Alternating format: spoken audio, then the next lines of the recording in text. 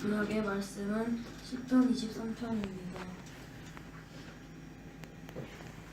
여호와는 나의 목자시니 내게 부족함이 없으리로다. 그가 나를 푸른 풀밭에 누이시며 시원한 물가로 인도하시는도다. 내 영혼을 수생시키시고 자기 이름을 위하여 의의 길로 인도하시는도다.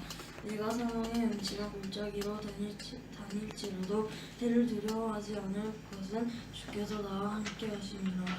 주의 지팡이와 막대기가 나를 안위하시나이다. 주께서 내 원수의 목전에서 내게 상을 차려주시고 기름을 내 머리에 부으셨으니 내 잔이 넘치나이다. 내 평생의 선하심과 인자하심이 반드시 나를 따르리니 내가 여호와의 집에 영원히 살리로다. 오늘 우리에게 주신 신약의 말씀은 시편 15편 누가복음 15장 3절부터 7절입니다.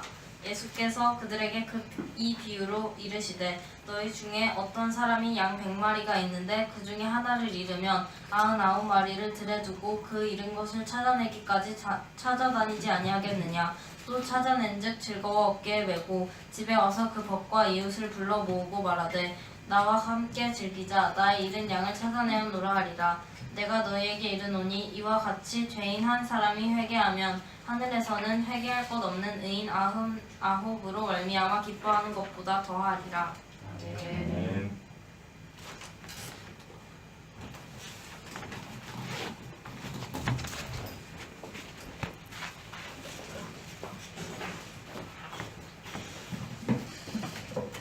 우리 아이들이 이렇게 말씀 읽을 때마다 괜히 마음이 이렇게 따뜻해지는 것 같아요.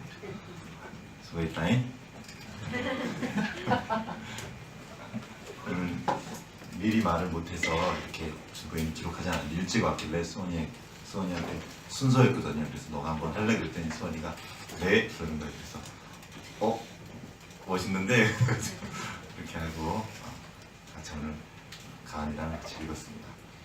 어린아이가 읽어도 말씀은 말씀입니다. 말씀에 힘이 있는 거예요. 이 말씀이 우리 중심에 담기고 생명의 능력에 대해 나타나기를 주님의 이름으로 축복합니다. 우리 지난주에 시편 100편 너희는 너희는 우리 하나님이 여호와가 우리 하나님이신 너희 알지어다. 그는 우리를 지으시며 우리는 그의 것이니 그의 백성이요 그의 기르시는 양이로다. 우리 시편 100편에 있는 말씀이죠. 거기에는 우리 하나님이 나와요. 근데 여기는 나의 하나님이 나옵니다. 오늘 그 나의 하나님, 나의 목자 되신 우리 주 하나님을 경험하고 아는 시간 되었으면 좋겠습니다. 자, 시편 23편은 다 아시는 시편이죠. 그럼 오늘의 질문이 이겁니다. 이 시편이 당신의 성경이 되었습니까? 여러분 요즘에 어떻게 먹고 사십니까? 저는 이렇게 대답하죠. 제가 열심히 일해서요. 그렇다면 여호와는 아직 당신의 목자가 아닐 수도 있습니다. 애들 어떻게 공부시키십니까? 그러면 정말로 주님의 인도하심을 받고 있습니까? 아니면 세상의 좋은 방법과 세상의 지혜로 아이들을 가르치고 있습니까? 주님도 따르고 세상도 따른다고 말하는 사람이죠. 어떻게 주님만 따르고 살아요? 어떻게 말씀만으로 살아요? 그렇다면 아직 여호와가 여러분의 목자가 아닐 수도 있습니다. 만약에 자기 스스로의 힘과 자기의 지혜와 자기의 방법으로 살고 있다면 그는 여호와가 자기 목자가 아닙니다. 한번 잘 돌아보십시오. 나는 지금 무엇으로 살고 있는가? 주님 아닌 다른 사람 혹은 다른 것, 그게 돈이든지 관계든지 인맥이든지 어떤 다른 것을 의지해서 그것을 따라 살고 있다면 여전히 주님은 당신의 목자가 아닐 수도 있습니다. 주님의 목자가 아닌 사람한테서, 주님이 자기의 목자가 아닌 사람한테서 나타나는 현상이 있습니다. 그것이 바로 이거예요. 나는 부족합니다. 주님이 나의 목자시면 나는 부족함이 없습니다. 이런 고백이 나올 수밖에 없습니다. 이 시편의 고백이 그거예요. 그러면 우리 주님이 우리 목자가 아닙니까?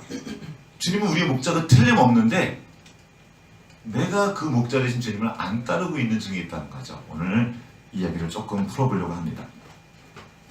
내게 만약에 부족함이 있다면 이 성경은 나의 성경이 아닐 수도 있어요. 그냥 성경책이에요. 시편 23편을 읽고도 내 말씀으로 여기지 않고 여전히 계속 뭔가 부족하다면 어쩌면 내가 지금 나의 목자 되신 하나님을 따르고 있지 않을 수도 있습니다. 그림을 하나 보여드릴게요. 자, 저기 밑에 써있는 불어 보이시죠? 김 작가님, 김 지사님 한번 읽어주시겠어요? 제가 번역해드릴게요.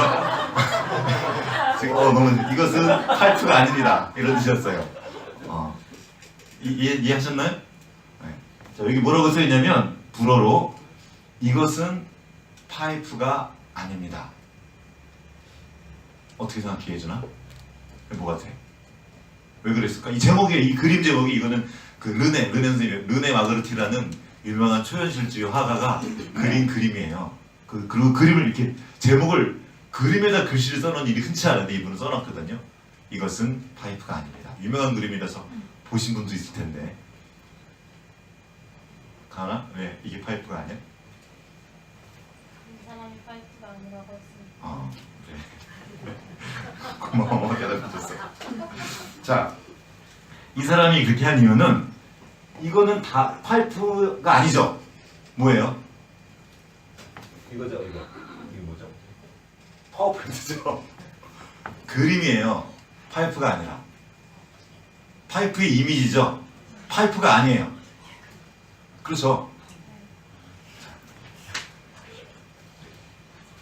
너무나 유명한 이 말씀이 우리 시편 23편 배웠는데, 시편 23편이 그 말씀은 그냥 말씀이에요. 여호와가 나의 목자예요? 아니에요? 아니에요. 그냥 목자라는 어떤 이미지만 있는 거예요. 말씀이 나랑 상관이 없는 거예요. 요즘에는 이미지 시대입니다. 우리 SNS 보고 있죠? SNS 보고 있는 거기 그 SNS 속에 사람이 그 사람입니까? 아닐 가능성이 굉장히 많습니다. 이미지화된 거예요. 그냥 그렇게 이거는 그림입니다. 크리스천의 삶이 어떻습니까? 많은 사람들이 문의는 보면 크리스천의 문의 그림은 가지고 있어요. 그런데 내용을 들어보면 실제가 없어요. 여호와는 나의 목자시니 내게 부족함이 없어. 이 시편은 다른 끝까지는 못 외워도 1절로 남아요. 한번 1절 외워볼게요. 시작. 여호와는 나의 목자시니 내게 부족함이 없으리로다. 이 정도는 다 외우셨잖아요. 이 말씀을 다 외워도 이 말씀이 나와 상관없을 수 있습니다. 실제가 아니라는 거죠. 그냥 아름다운 시편이에요. 아름다운 시편. 성경에 기록된 이 놀라운 말씀들은 우리의 지적 유익을 위한 말씀들이 아닙니다. 우리가 모르는 진리와 생명의 실제들이 가득 담겨져 있는 정말 놀라운 책입니다. 그러나 나와는 아무 상관도 없는 옛날 얘기일 수도 있어요. 여러분 기억해 주십시오. 성경책은 아이들에게 권선징악을 가르치는, 그렇게 쓰기 위한 동화책이 아닙니다. 착하게 살면 복받고 나쁘게 살면 벌받는다, 요거 가르치려고 쓴 동화책이 아니에요. 똑바로 살라고 가르치는 규범책도 아닙니다. 살아계신 하나님의 말씀이에요. 그 말씀 안에 하나님의 인격과 하나님의 성품이 그대로 담겨져 있어요. 우리를 향한 사랑과 그 능력도 담겨져 있습니다. 동시에 이 성경 말씀은 우리 삶의 자리에서 실제로 경험되고 나타날 수 있는 생명의 책입니다. 이 생명의 책을 우리는 마치 아까 그 그림처럼 상관없는, 여호와는 나의 목자시니 이거는 그냥 책 속에 있는 나와 상관없는 이미지에 불과할 수 있다는 거죠. 오늘 이 설교를 지금 제가 시편 23편에 준비했는데, 이건 시편 23편에 대한 얽힌 이야기나 단지 그 뜻을 이해하기 위해서 제가 설교를 하는 것이 아닙니다. 여호와는 나의 목자시니 내게 부족함이 없던 이 고백이 내 실제 고백이 되고, 이 시편 23편 전체의 삶이 나의 삶의 실제가 되기 위한 시간입니다. 이거 실제인 걸 보기 위한 거예요. 이거는 우리의 명철과 우리의 이해력에 대한 얘기가 아닙니다. 오직 성령만이 그 일을 하실 수 있어요. 성령께서 나에게 깨닫도록 도와주시는 거죠. 그래서 기도함으로 말씀 앞으로 나가는 거예요. 주님, 내가 듣고자 하지만 들을 수 없습니다. 듣도록 도와주십시오. 깨닫도록 도와주시고 하나님께서 지금 나와 함께 하시고 나의 목자가 되어주신 것을, 내 필요한 모든 것들을 풍성히 채워주고 계신 것을 내가 볼 수 있도록 도와주십시오. 그렇게 기도하는 마음으로 함께 말씀 앞에 서기 원합니다. 잠깐 기도하겠습니다. 하나님 아버지, 지금 이 시간 우리에게 성령으로 기름 부어주십시오. 여전히 하나님이 나의 목자가 아니고 이 말씀이 나와 너무 괴리되어 있는 것처럼 느끼고 계신 분이 있다면 한 사람 한 사람 찾아가시고 말씀해 주십시오. 성령께서 친히 찾아가셔서 기름 부어주시고 말씀이 그 중심의 생명이 되는 시간 될 수 있도록 우리 모두에게 역사해 주시옵소서. 주님 의지하옵고 우리를 권하신 예수님 이름으로 기도합니다. 아멘. 자, 다시 시편 1편, 시편 23편 말씀을 조금씩 보도록 하겠습니다. 오늘은 1절 말씀만 나눌 거예요. 이 말씀 한 구절만 알고 돌아가도 인생이 바뀌어요. 놀라운 인생이 될 겁니다. 한번 1절 말씀 한번 읽어보겠습니다. 시작. 여호와는 나의 목자시니 내게 부족함이 없으리로다. 아멘. 다윗에게 있어서 여호와는 나의 목자라고 한 고백은 매우 특별합니다. 왜냐하면 다윗이 어렸을 때 목자였기 때문이에요. 이 시편은 다윗이 인생을 다 마지막 즈음에 인생을 회고하면서 쓴 시편이라고 합니다. 자기 인생을 돌아봤더니 내가 마치 예전에 어렸을 때 목동물이었을 때 내가 양들을 돌봤던 것처럼 하나님이 나를 인도하셨던 것을 본 거예요. 그래서 여호와가 나의 목자라고 고백했습니다. 이건 놀라운 고백이었어요. 자, 여호와라는 이 하나님을 나타내는 말이 이 구약에는 크게 세 가지가 나옵니다. 하나는 엘로힘, 우리가 하나님이라고 번역한 엘로힘이에요. 이거는 신을 의미합니다. 전능하신 신, 태초에 하나님이 천지를 창조하실 때 그 신, 그 하나님이 엘로힘입니다. 그 다음에 아도니아라는 표현을 씁니다. 아도니아는 성경에 주여라고 번역된 거예요. 주님, 온 우주를 통치하시는 하나님, 이게 아도니아예요. 그 다음에 야훼 또는 여호와라고 부르는 이름. 이 여호와는 하나님의 이름인데 이 여호와의 이름은 이스라엘 백성들에게만 계시된 이름입니다. 그러니까 더 특별해요. 이스라엘 백성들에게는 나와 관계된 하나님이라는 거예요. 온 우주를 만드신 그 엘로힘이신 하나님, 지금도 통치하시는 그 아도니아 하나님이 나의 하나님이라는 겁니다. 우리 민족의 하나님, 내게 가까이 찾아오신 하나님, 나를 불러주신 하나님, 그 의미가 바로 여호와입니다. 가까운 거죠. 하나님이 어떤 하나님이십니까? 온 우주를 만드셨어요. 우주 속에서 지구가 얼마나 작은지 모르지. 이걸 아는 사람은 아무도 없습니다. 얼마나 큰지 뭐 몇백 광년 나가도 지금 우주의 크기를 다 알 수 없어요. 태양계가 크다고 하는데 태양계보다 엄청나게 큰 은하계가 있고 이런 은하계가 수백만 개 있다니까. 그러니까 우주의 입장에서 보면 이 지구는 보이지도 않아요. 먼지만도 못해요. 그 티끌 같은 것 속에 우리가 지금 살고 있는 거예요. 그러니까 우리가 보이는 존재입니까? 보이지도 않는 그런 존재인 우리에게, 그런 나에게 온 우주 만물을 지신 하나님이 찾아오셔서 목자가 되어주셔서 인도해 주신다는 겁니다. 이건 놀라운 일이에요. 내가 얼마나 비참하고 얼마나 보잘것없고 하찮은 존재인지 안다면 이 일이 얼마나 놀라운 일인지 보는 거예요. 근데 우리는 잘 몰라요. 내가 너무 큰 거예요. 사실 우린 별 볼 일 없는 존재입니다. 근데 우리가 왜 존귀한 존재가 되었습니까? 하나님이 나를 불러주셨기 때문이에요. 하나님이 나를 불러주시지 않았으면 보이지도 않는 뭐가 뭔지도 모르는 진짜 티끌 같은 존재가 나였다는 거죠. 그런데 그런 나를 하나님이 찾아오셔서 야, 내 이름이 뭔지 아니? 인사하는 거죠. 지나가는 사람 아무한테나 그러지 않습니다. 악수할 때 내 이름은 임경찬이야. 네 이름 뭐니? 예준이지? 예준아. 이렇게 관계를 시작하신 겁니다.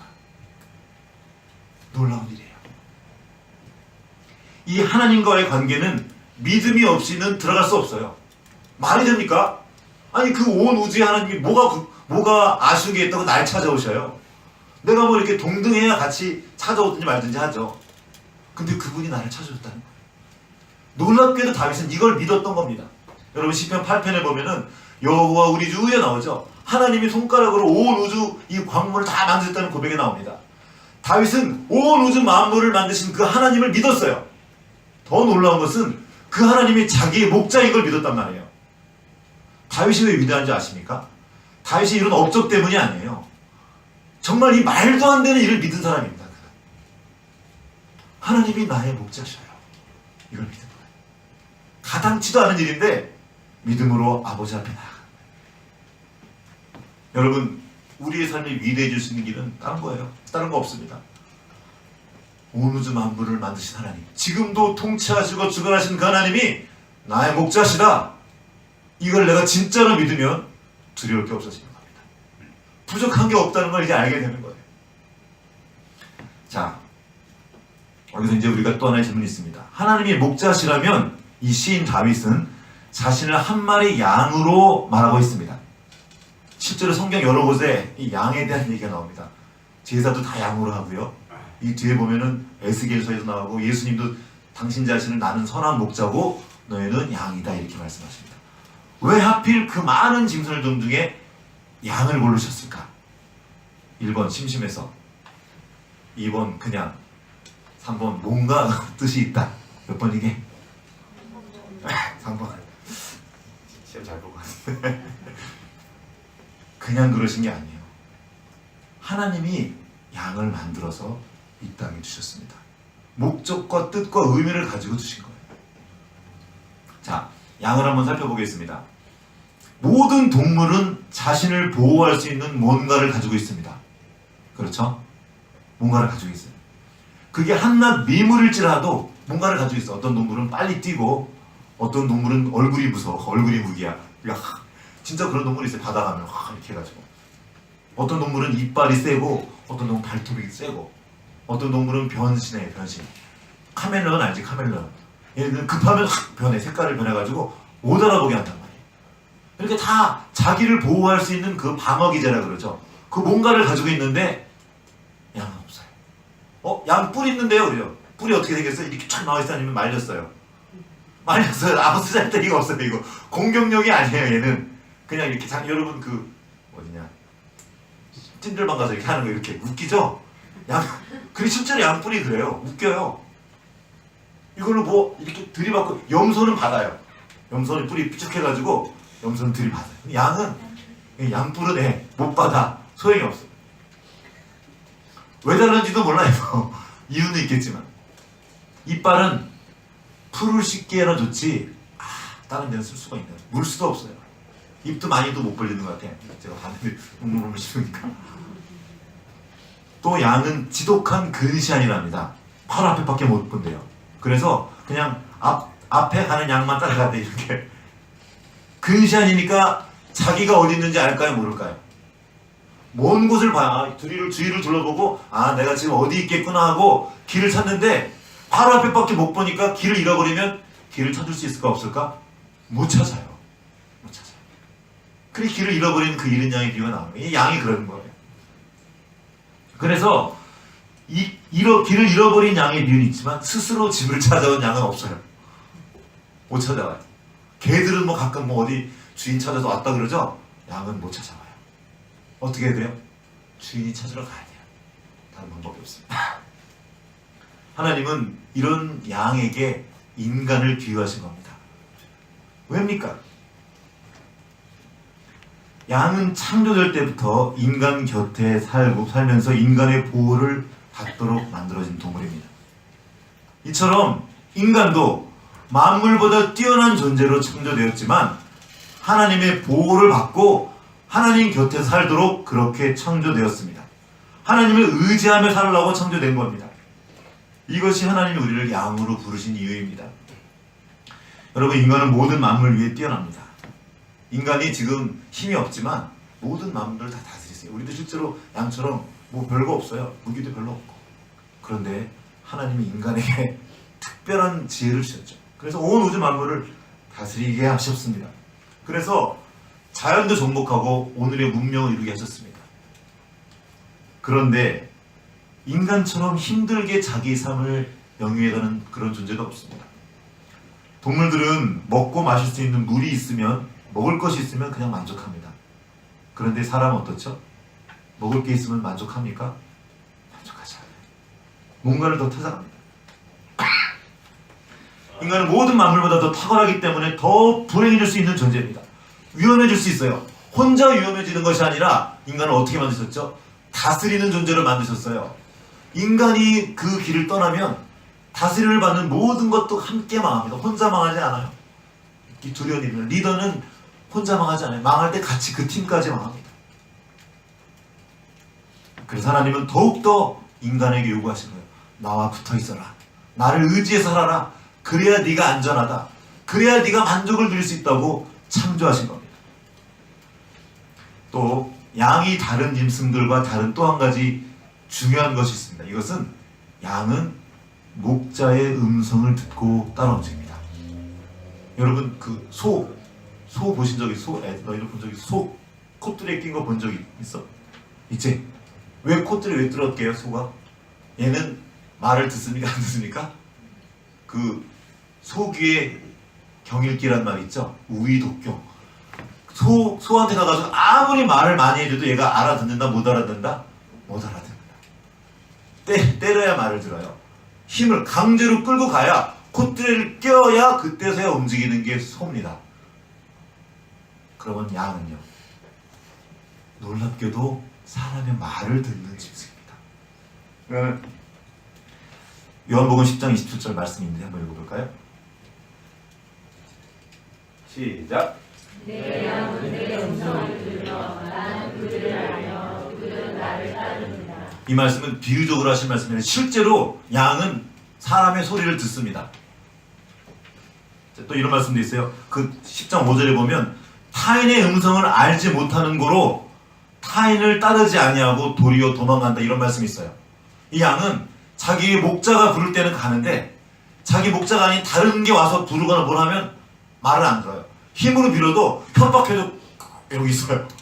잘 안 보여요. 배는 게 없어.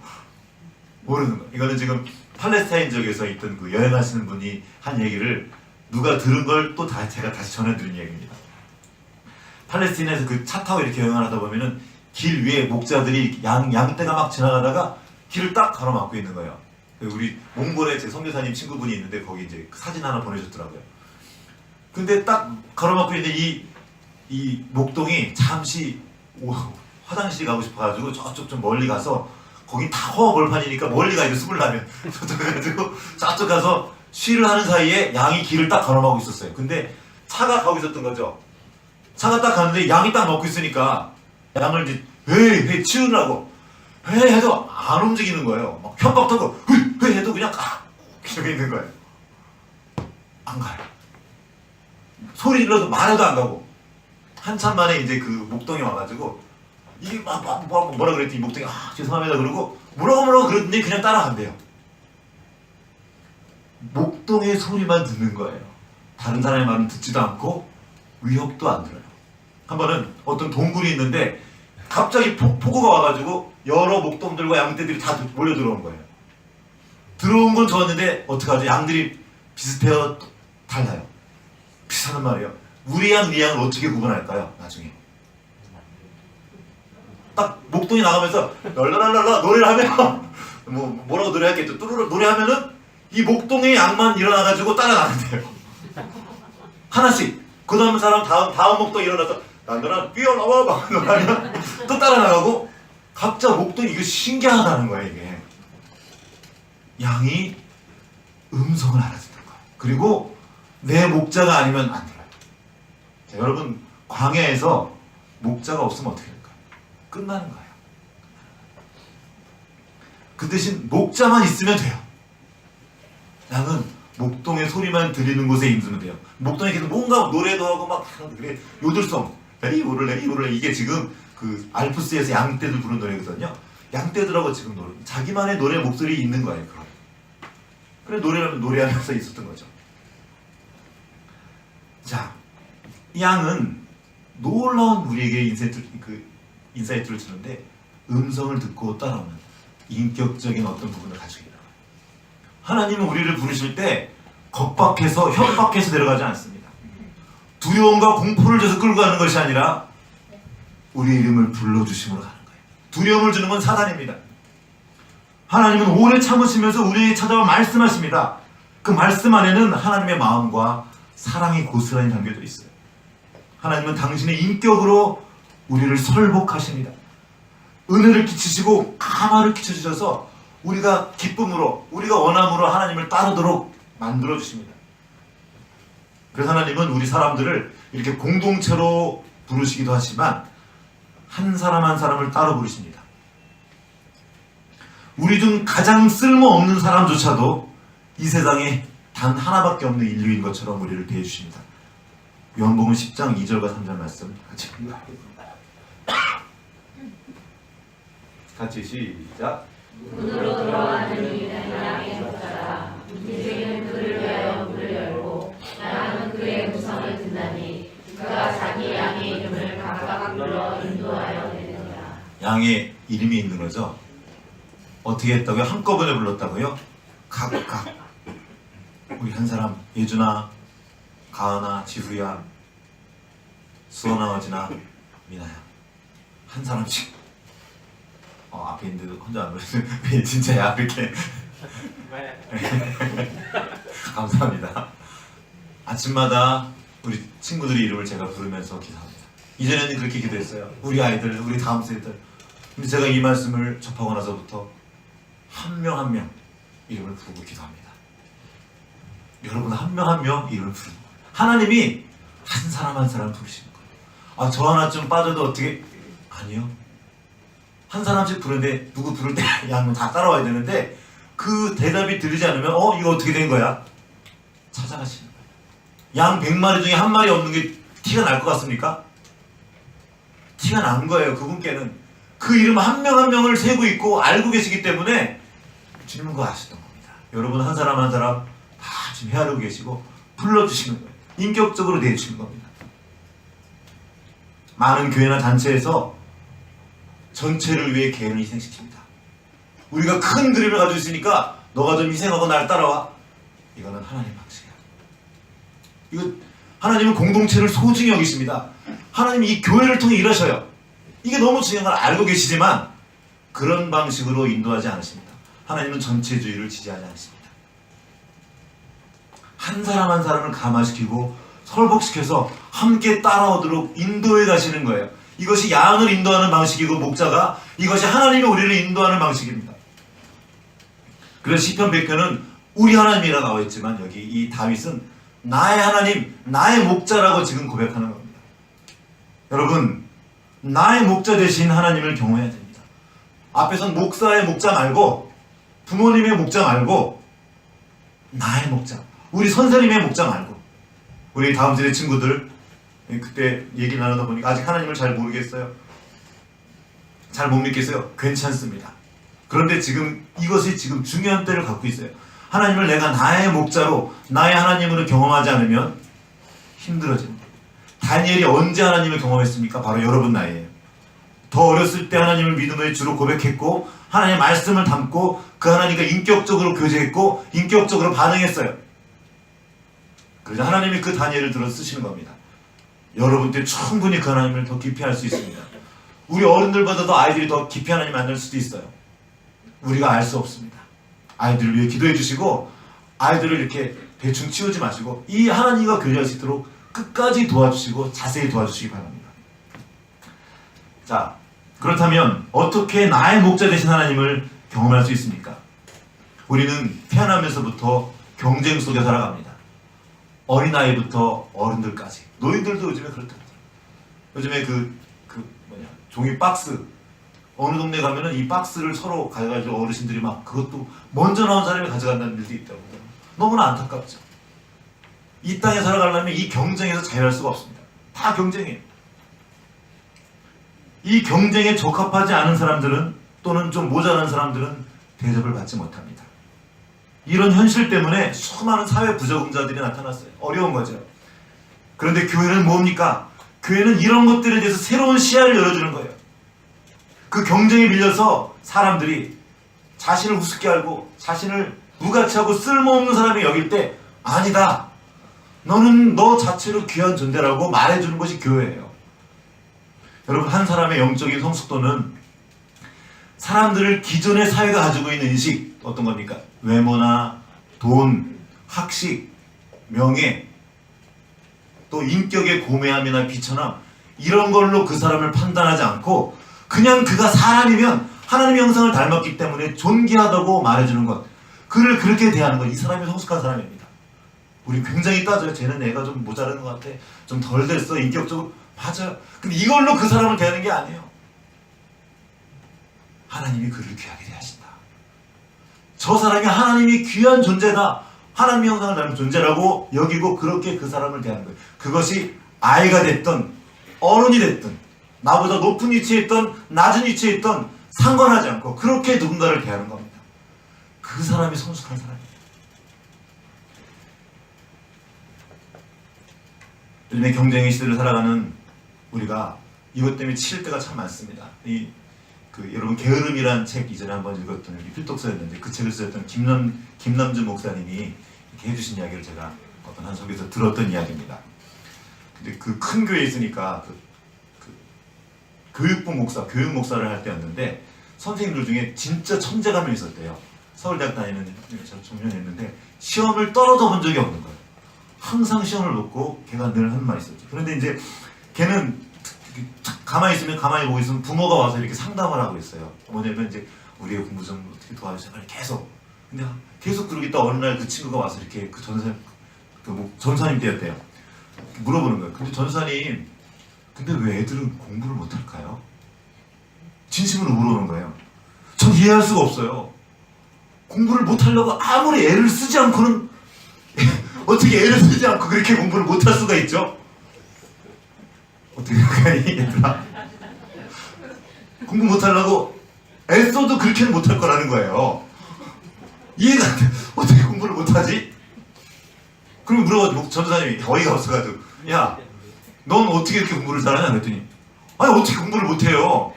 책에 다 나와있고 모르면 선생님한테 물어보면 되고. 어떻게 공부를 못하죠? 그래가지고 전도사님이 어이가 없어서 할 말이 없다 그래가지고 그냥 지나갔대요. 근데 한참 만에 며칠 뒤에 이 친구가 이렇게 풀이 죽어서 있더래요. 그래서 왜 그러냐 했더니 건강이 좀 안 좋아가지고 테니스를 치기 시작한 거예요. 그런데 테니스를 치는데 꽤 친제가 됐는데 아무리 쳐도 이게 안 되는 거예요.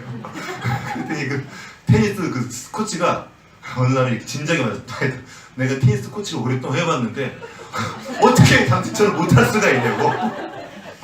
여기 교본에 다 나와있고 이렇게 쭉 하면 된다고. 그리고 내가 가르쳐주고 똑같이 보여주는데 이게 왜 안 되냐고 이게. 그래서 그때 처음으로 공부를 못할 수도 있겠구나 생각을 했답니다. 자, 공부 못할 수도 있는 거예요. 네. 예전에 고맙다 웃었어. 공부 못할 수도 있지. 나도 못했는데. 야, 지금 세상은 어떤 잣대를 가지고 있어요. 딱 잣대를 가져놓고 그 잣대로 모든 걸 다 판단해요.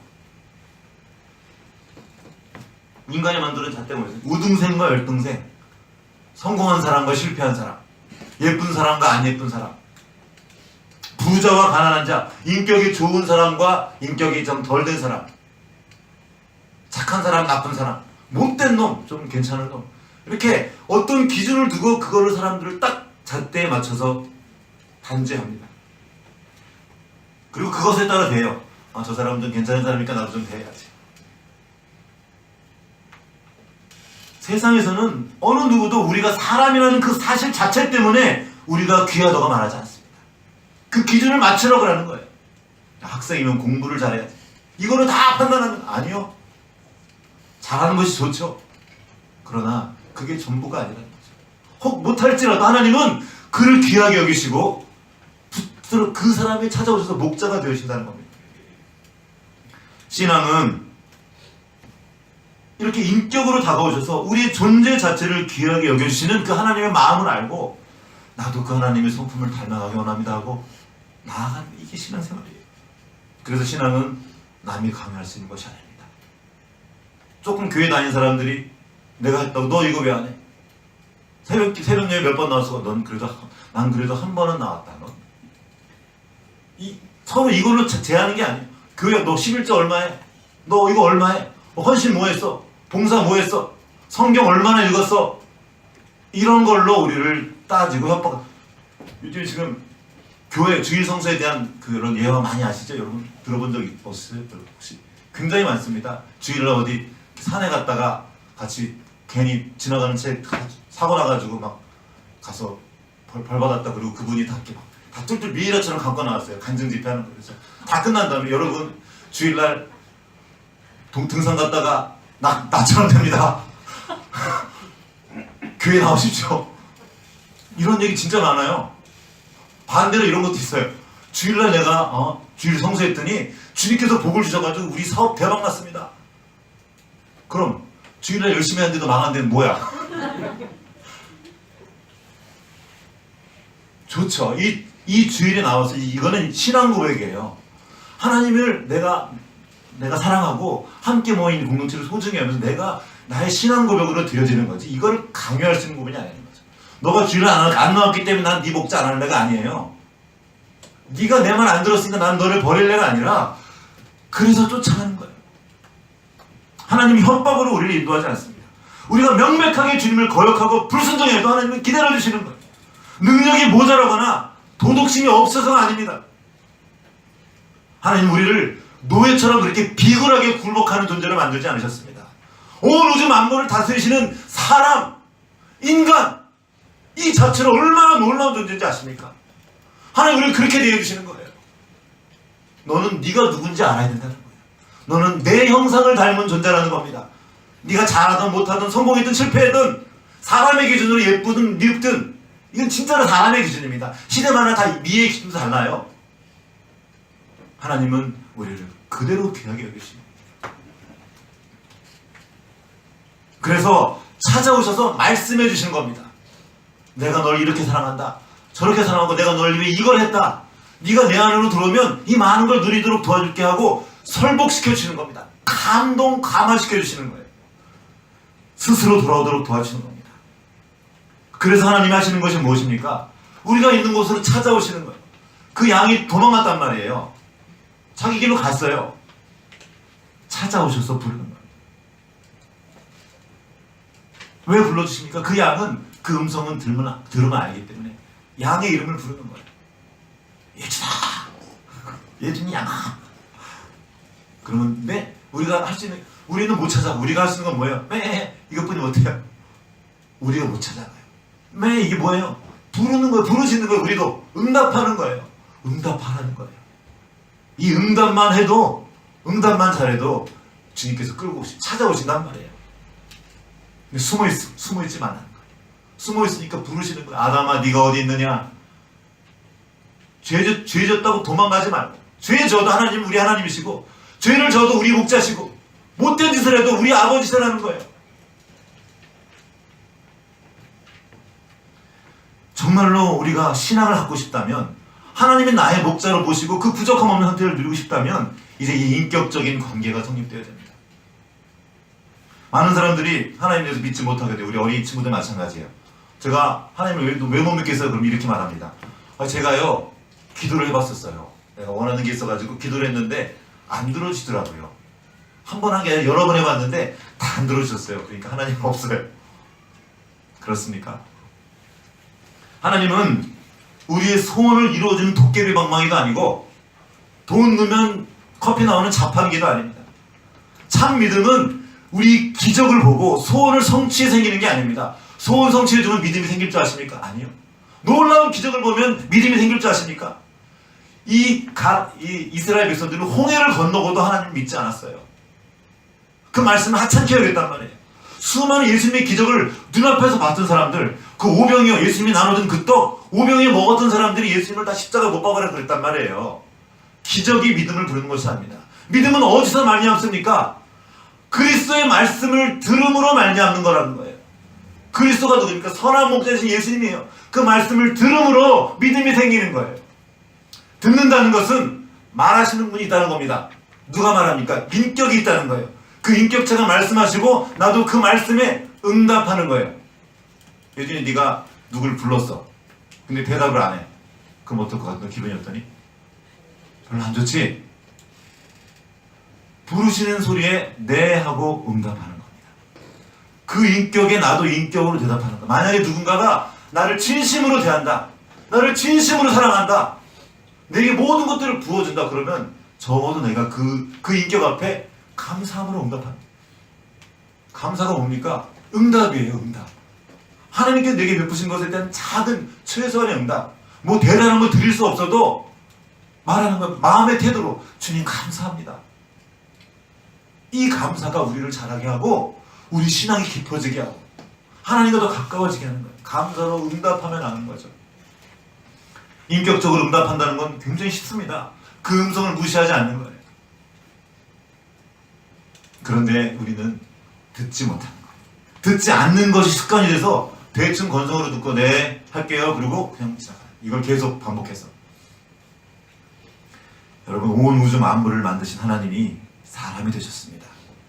그리고 우리를 위해 죽기까지 사랑하셨어요. 그리고 그 말씀을 우리에게 전해주신 겁니다. 여기 담아주신 거예요. 그 말씀 편지에 구구절절히 하나님의 사랑과 하나님 우리를 어떻게 사랑하셨는지, 어떻게 기억하셨고 어떻게 우리 삶에 대해 역사하셨는지 이 안에 담겨 있습니다. 여러분, 편지를 보고 이게 그냥 뚝 떨어져 나온 것 같습니까? 편지 안에는 그 쓴 사람의 인격과 그분의 어떠함이 담겨져 있는 거예요. 이거는 사람이 할 수 있는 일이 아닙니다. 그래서 하나님이 계시구나. 사람은 기껏해야 제사 드리는 것밖에 못해요. 희생을 요구하는 거죠. 근데 하나님이신 그분이 당신의 목숨을 던져 우리를 사랑하신 이 이야기는 사람이 생각해낼 수 있는 이야기가 아니에요. 이기적인 사람이. 이 성경을 통해서 우리는 하나님을 만나는 거예요. 이 성경을 통해서 들려지는 하나님 말씀을 통해서 하나님의 마음을 만나고 하나님의 설복을 받게 되고 주님을 경험하는 겁니다. 그리고 이제 하나님을 믿고 신뢰함으로 전적으로 따르는 삶을 시작하는 겁니다. 그분만을 따라가는 거죠. 여러분 어떻습니까? 그 하나님의 음성을 따르고 계십니까? 지금 그 음성이 들려지지 않고 있다면 어쩌면 내가 다른 곳에, 목자는 맞습니다. 하나님 목자는 맞지만 내가 떨어져 있을 가능성이 아주 큽니다. 여기서 지금 누가복음 15장이 시작됩니다. 떨어졌어요. 그리고 네가 떨어졌으니까 네 책임이야. 네가 알아서 해! 라고 주님은 하지 않으신다는 겁니다. 찾아오셔요. 왜 찾아오시죠? 잃어버리면 손해볼까봐? 아니요. 이득 때문에 찾아오시는 것이 아닙니다. 그분의 성품 때문에, 내가 아끼고 사랑하기 때문에, 귀하게 여기기 때문에 찾아오시는 겁니다. 예수 믿고 하나님의 자녀가 되었습니다. 그렇다 칩시다. 하나님 우리를 구원하신 것은 이것이 그분께 얼마나 큰 이익이 됐습니까? 온 우주 만물을 신 하나님께 내가 어떤 의미가 있을까요? 무슨 이익, 여러분 하나님께 이익 드리고 있는 것 같습니까? 하나님 마음 아프게 하고 손에 끼쳐드리고 말썽 피우고 힘들게 하고, 이게 우리인데 그런 우리 하나님이 찾아와 주시는 겁니다. 하나님은 우리가 그럴 만한 가치가 있어서가 아니라 하나님의 사랑이 우리를 소중하게 여기시기 때문에 우리를 찾아오십니다. 우리는 때때로 자신에 대한 자존감을 잃어버리고 귀하고 가치 있는 자리에 두지 않고 자기를 그 죄의 구렁텅이에 그냥 굴려버립니다. 하나님 그걸 못 보시는 거예요. 네가 얼마나 귀한데 하고 찾아오시는 거죠. 어떤 2015년 어떤 명절 연휴 중에 아파트 주차장에서 아이가 발견됐습니다. 한 8개월에 10개월 정도 되는 아이인데 버려진 거죠. 어떤 미혼모가 버렸는지 아이를 버렸는데, 아이를 봤더니 이게 언층이라 그러죠. 이렇게 얼굴에 약간 장애가 있는 거예요. 그러니까 사람들이, 그 마을 주민들이 이걸 발견하고 이 아이를 병원에 들어가는데 치료해야 될 것 같아 해가지고 주민들이 돈을 모아서 이 아이를 치료했답니다. 그리고 병원도 어느 일정 부분을 이렇게 돈을 보태서 이 아이를 치료했고 그 수술이 잘 됐대요. 근데 그 뒤로도 또 수술이 많이 필요해서 계속 이제 수술하는 그 이야기를 제가 본 일이 있습니다. 이 버림받은 아이는 누굽니까? 엄마에게, 그 아이에게는 엄마밖에 없어요. 근데 엄마가 버린 거예요. 가난하다고, 어쩌면 언챙이라서. 근데 하나님은 버리지 않으세요. 우리가 못됐다고, 우리가 좀 못한다고, 우리가 좀 바보 같다고, 우리가 죄를 졌다고 버리지 않으세요. 버릴 수가 없는 거예요. 그래서 찾아오시는 거예요. 내가 너 얼마나 사랑하는데. 잘못하고 못하면 더 마음이 아려요. 슬픔. 그래서 예레미야가 말합니다.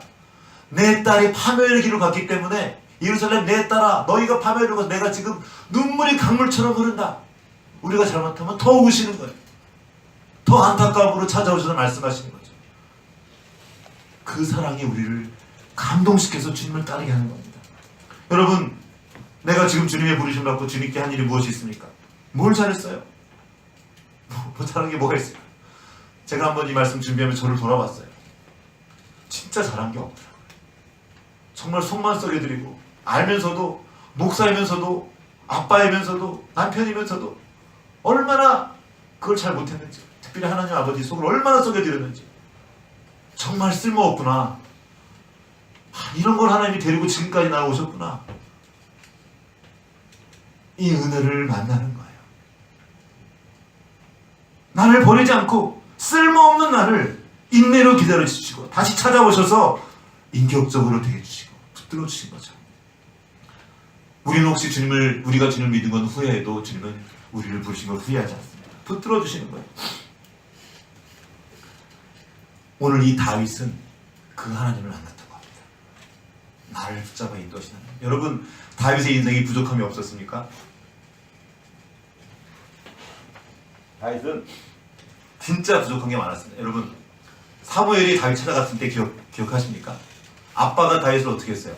아들들을 다 데려갔더니 다윗을 데려왔습니까? 안 데려왔습니까? 아들 안 데려왔어요. 지금 무슨 말이냐면 집에서 아빠가 아들을 무시한 아들 취급을 안 하는 거예요. 어진아, 너 어떤 그때 하나님이 찾아오셔가지고 이 집에 왕이 될 사람이 있대. 근데 아빠가 넌 안 부르고 형만 불렀어. 넌 저기 가서 일 좀 하고 있어. 저기 청소하고 저 뒤에 좀 일 좀 하고 와. 그리고 너 없던 새에 그렇게 하나님 그 선지자를 만나고 그냥 갔다고 쳐봐. 어떨 것 같아? 그러니까 수원아 미안해. 내가 어디 참 눈을 못 보겠어 그래서.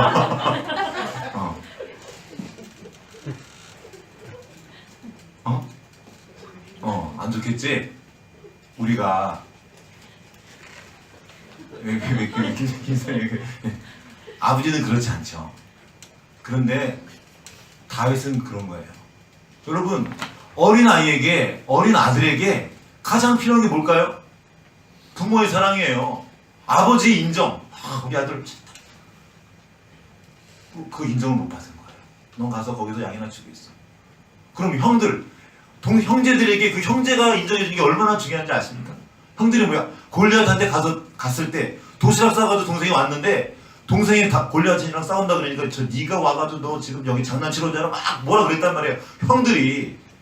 형들한테도 인정 못 받았어요. 아버지한테 사랑 못 받았으니까 장인어른한테라도 사랑받으면 좋을 텐데 뭐 했어요? 죽이려고 천 들고 쫓아냈단 말이에요. 장인어른이. 아내랑 지금 사랑에 결혼했는데 아내가 마음을 몰라줘. 너무 하나님 오시는 게 기뻐가지고 막 춤추는데 아내가 비웃는단 말이에요.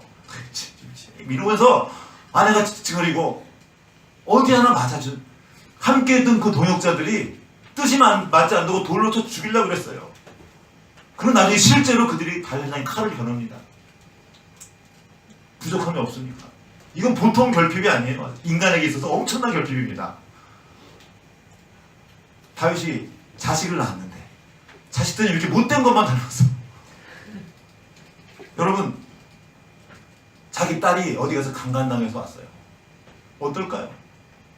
근데 그 강간범이 내 아들이야, 다른 놈이야. 이게 무슨 일입니까? 그래서 이 아들이 앞에 있는데 이 아들이 말썽 피고 왔는데 어떤 놈이 내 아들 죽였어. 그 아들이 다른 아들이야. 어떨 것 같아요? 그래서 그냥 참고 그 시간을 지났는데 조금 있다가 반란이 일으켰네. 나라가. 근데 그 반란 주범이 누구예요? 자기 아들이에요. 그토록 아끼고 사랑하는 아들이 자기를 향해 칼을 겨눴단 말이에요. 어쩌면 좋습니까? 어떻게 이런 인생이 있을 수 있을까요? 상처투성이의 마음이 난도질 당한 거예요. 그 인생이. 결핍도 그런 결핍이 없고 상처도 그런 상처가 없습니다. 그런데 다윗이 말하는 거예요. 나는 부족함이 없습니다. 어떻게 된 겁니까? 상처는 그대로 남겨둔 채 그가 나는 부족함이 없다고 고백했던 것은, 이 승리의 고백이 가득했던 것은 세상의 환경 때문이 아니었습니다. 그럼에도 불구하고, 내 이 비참한 인생에도 불구하고 하나님이 나를 버려두지 않으시고 찾아오셨다는 거예요. 붙들어 주셨다는 겁니다. 모두가 나를 버려도, 모두가 나를 외면해도 하나님만은 나를 외면하지 않으셨다는 거예요. 시편에 보면 이런 고백이 나옵니다. 내가 하나님께로만 피합니다. 왜 하나님께 피합니까? 피할 곳이 하나님밖에 없어요. 여호와는 나의 목자시니, 여호와만 나의 목자십니다. 다른 사람들은 나를 이끌어주지 않아요. 다 다 빨아먹으려고 들지, 다 뺏어가려고 들지, 아무도.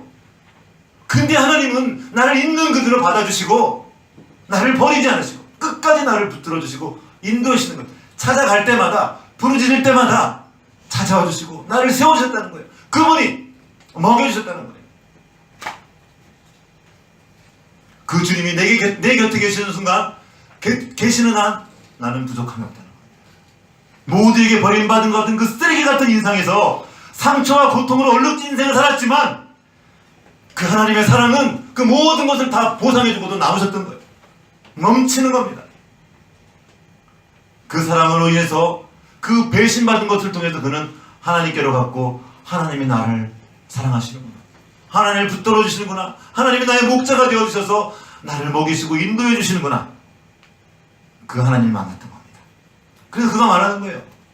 뼈아픈 고백이죠. 내 부모는 나를 버렸으나 여호와는 나를 영접하시리다. 내가 가장 아끼고 사랑하는 그가 혹 나를 버릴지라도 하나님은 나를 붙잡아 주신다. 여러분, 우리 인생 가운데 시련이 있고 고통이 있습니다. 어린아이들도 힘들어요. 애들도 힘들어요. 지금 인생 사는 거. 너희들도 많이 아프지? 서로 다 아파요. 나도 아프고 너도 아프고 다 비명을 지르고 있어요. 애도 애를 가서 집에 가면 애도 비명을 지르고 있는 거예요. 얼굴로 다 말해요. 엄마는 엄마대로 너무 힘들어요. 너만 힘들어? 나도 힘들어. 아빠는 당신만 힘들어? 나도 힘들어. 다 비명을 지르고 있어요. 힘들다고, 아프다고. 왜요? 하나님을 떠난 인생이기 때문에. 하나님께로 가잖아요. 그 하나님이 목자 되심을 아는 그 순간 부족함이 없다는 걸 알게 되는 거예요. 하나님은 우리의 목자이십니다. 우리가 하나님을 떠나도 하나님은 우리의 목자이십니다. 우리가 못된 짓 하고 하나님을 괴롭히고 아프게 해도 하나님은 우리 아버지셔요. 그리고 사랑으로 감화시키시고, 내가 너를 사랑한다, 나에게로 와라. 여기 이 많은 것들을 내가 널 위해 준비해놨다. 나와 같이 가자. 우리에게 찾아오셔서 설복하시는 그 하나님의 사랑에 우리가 못 이기는 척이라도 아버지 감사합니다. 따라가는 거예요. 그 길에 생명이 있고 놀라운 풍성한 축복이 있습니다. 그 시편 23편의 그 놀라운 축복의 이야기들은 앞으로 계속 해나갈 거예요. 오늘은 이제 그 개관 같은 겁니다. 오늘 다른 거 다 있더라도 이 한 가지 기억하고 왔으면 좋겠습니다. 하나님이 나의 목자이십니다. 내가 설사 떨어져도 그분이 나를 인도해 주십니다. 그리고 우리가 그걸 알 때 깨닫는 그 순간이 바로 지금 음성이 들리고 있습니까? 내가 너의 목자다, 내가 너를 사랑한다, 이 음성이 들리고 있습니까? 하나님은 지금 곁에 와 계신 거예요. 이미 곁에 와 계신 하나님. 그러므로 우리는 고백할 수 있습니다. 여호와는 나의 목자시니 내게 부족함이 없습니다. 같이 기도하시겠습니다.